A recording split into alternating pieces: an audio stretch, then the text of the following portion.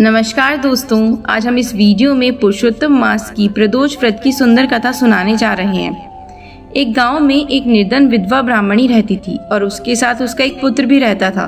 वह दोनों भरण पोषण के लिए भीख मांगते थे और जो भी मिलता उसे खाकर अपना गुजारा करते थे।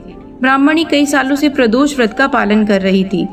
एक दिन ब्राह्मणी का पुत्र त्रयोदशी तिथि के दिन गंगा स्नान करने के लिए गया।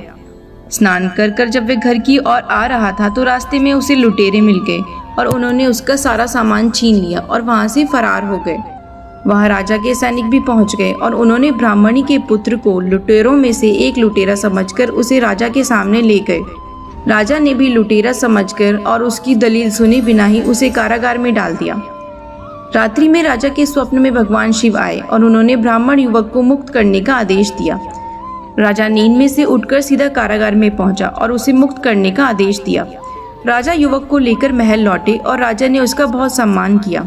राजा ने उसे दान में कुछ मांगने के लिए कहा तो ब्राह्मण युवक ने दान के रूप में राजा से सिर्फ एक मुट्ठी धान मांगा।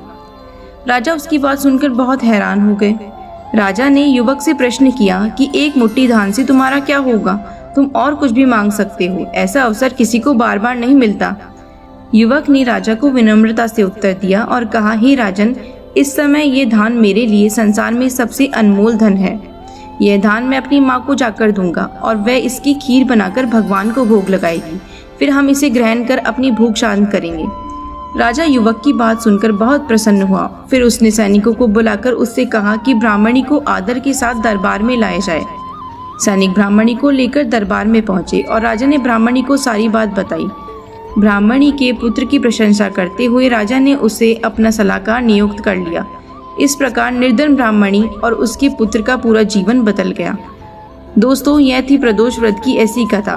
और भी कथा सुनने के लिए हमारे चैनल को शेयर एंड सब्सक्राइब जरूर करें। बोलो ओम नमः शिवाय।